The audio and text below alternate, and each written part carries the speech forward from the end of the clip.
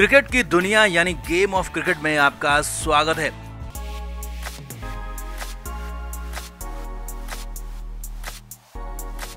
मुंबई के ब्रिबॉर्न स्टेडियम में खेला गया मैच चेन्नई की टीम हार गई। लखनऊ ने अपनी पहली जीत हासिल की और रविंद्र जडेजा की कप्तानी में लगातार दूसरा मैच चेन्नई की टीम हार गई। हालत यह है कि आज तक के इतिहास में कभी भी सीएसके की टीम अपने पहले दोनों मैच नहीं हारी, मगर यहां हार चुकी है और अब हार के बाद कप्तान रविंद्र जडेजा बहानेबाजी पर उतर आए हैं, दूसरों की गलतियां गिनाने लगे हैं और तो और महेंद्र सिंह धोनी पर हार का ठीकरा फोड़ दिया। जी हां, 19वें ओवर में हुई महागलती पर, खराब कप्तानी पर जडेजा ने बहुत कुछ या कहें कि सब कुछ धोनी पर डाल दिया और खुद साफ साफ बचने की कोशिश कर दी और एक तरह से धोनी को हार का जिम्मेदार बता दिया। तो आपको बताते हैं क्या क्या हुआ मैदान में, धोनी ने क्या किया और क्या क्या जडेजा ने हार के बाद कहा और सच क्या है वो भी आपको बताएंगे। आप भी इस वीडियो को शेयर करें और कमेंट करके अपनी राय जरूर दें।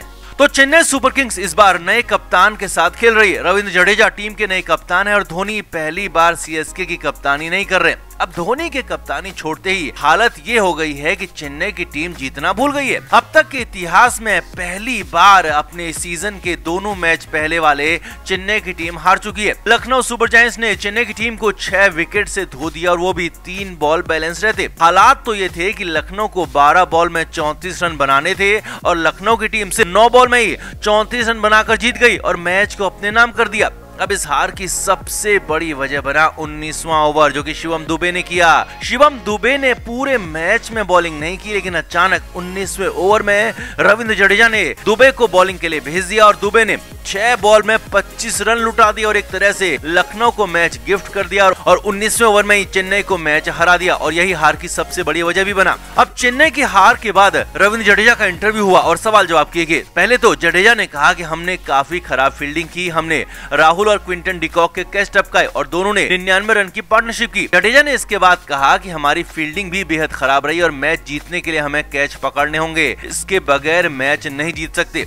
जडेजा ने आगे कहा हमारे गेंदबाजों को गीली बॉल से बॉलिंग करना सीखना होगा, बॉल को पकड़ना और ग्रिप करना बेहतर तरीके से जानना होगा, समझना होगा। इसके बाद रविंद्र जडेजा से सवाल किया गया कि आपको कप्तानी में महेंद्र सिंह धोनी की कितनी मदद मिलती है और 19वां ओवर शिवम दुबे से कराने का आइडिया किसका था। अब यहाँ पर रविंद्र जडेजा ने हैरान कर दिया। जडेजा ने कहा कि मैं तो आखिरी ओवर्स में बाउंड्री पर ही रहता हूँ और मैं वहीं पर था, माही भाई ही वहाँ पर फैसले लेते हैं और आखिरी ओवर्स में उन्होंने ही फील्ड भी सेट किया था और बाकी इंस्ट्रक्शन भी दिए थे और बॉल भी चेंज किया था, क्योंकि बाउंड्री पर खड़े होकर पूरे मैच को आप नहीं चला सकते और वो काम पहले भी माही भाई करते थे और अब यहाँ भी माही भाई यानी कि महेंद्र सिंह धोनी ने किया। जी हाँ, सही सुना आपने।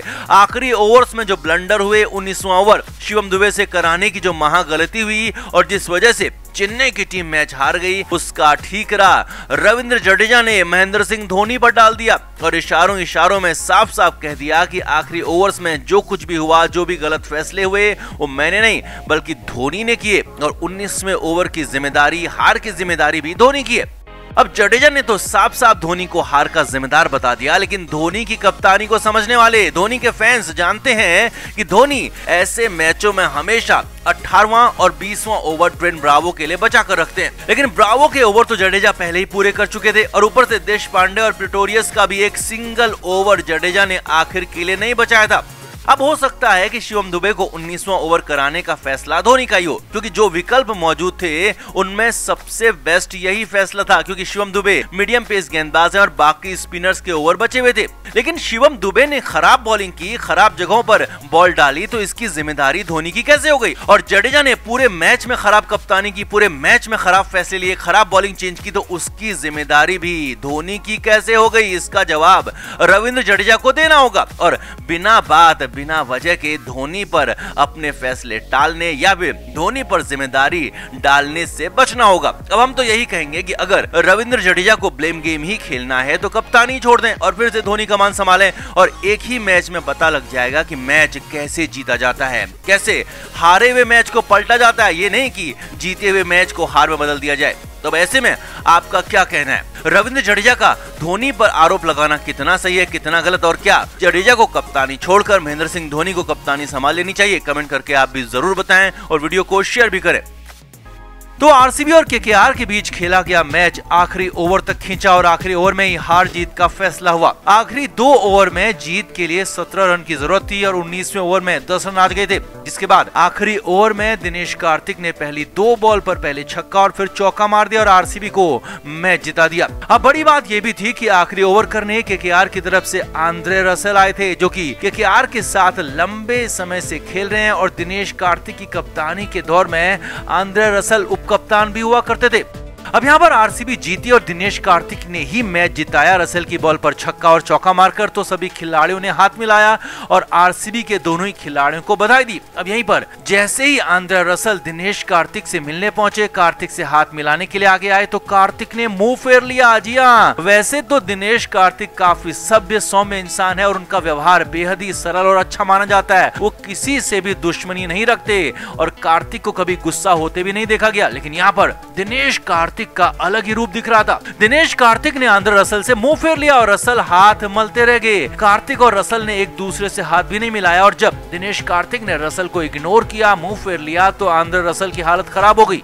आंद्रे रसल मैदान में बैठ के रोने लगे। जी हाँ, ऐसा ही हुआ था डीवाई पाटिल स्टेडियम के बीच मैदान में। आंद्रे रसल और दिनेश कार्तिक की वो राइवलरी सामने आ गई जब दिनेश कार्तिक केकेआर के कप्तान हुआ करते थे, रसल उप कप्तान थे और रसल ने दिनेश कार्तिक की कप्तानी पर खुलेआम सवाल उठाए थे और यहाँ तक कहा था कि मैनेजमेंट ठीक नहीं है, यानी कि कप्तानी ठीक नहीं है और इसे बदला जाना चाहिए। तब माना गया था कि आंद्रे रसल खुद केकेआर की कप्तानी करना चाहते थे, क्योंकि उस दौरान रसल का बल्ला जबरदस्त बोलता था और रसल अकेले दम पर मैच जिता रहे थे। लेकिन दिनेश कार्तिक चुप रहे, कुछ भी नहीं कहा और इसके बाद तो आंद्रे रसल का बल्ला भी कमजोर होता चला गया और रसल की बैटिंग भी वैसी नहीं रही और बॉलिंग भी खराब होती चली गई। हालांकि इसके बाद भी दिनेश कार्तिक ने कभी आंद्रे रसल का कुछ नहीं बिगाड़ा, वो भी कप्तान होकर भी, क्योंकि उनके हाथ में बहुत कुछ ऐसा था, कप्तान वो थे, लेकिन फिर भी कार्तिक ने रसल का कुछ नहीं बिगाड़ा। कार्तिक का नेचर ही ऐसा नहीं था कि किसी को परेशान किया जाए, इसीलिए दिनेश कार्तिक ने आंद्रे रसल की बातों को खारिज किया, इग्नोर किया और रसल का तब कुछ भी नहीं बिगाड़ा। मगर कार्तिक के मन में जरूर वो बातें होंगी, वो चीजें होंगी जो अब भी दिख रही हैं। अब उस सीजन के बाद एक और सीजन दिनेश कार्तिक ने केकेआर की कप्तानी की, लेकिन रसल के बाद तब से दिनेश कार्तिक के संबंध ठीक नहीं रहे और यहाँ भी मैदान में वही दिखा।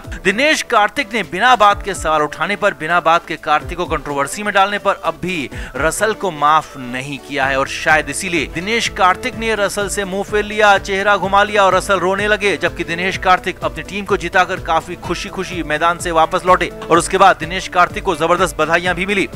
तो कुल मिलाकर दिनेश कार्तिक ने क्या आंद्रे रसल को इग्नोर करके ठीक किया? क्या दिनेश कार्तिक का गुस्सा जायज है या फिर दिनेश कार्तिक को अब वो सब भूल जाना चाहिए, अब वो ऐसा नहीं करना चाहिए? कमेंट करके आप भी जरूर बताएं, वीडियो को शेयर भी करें।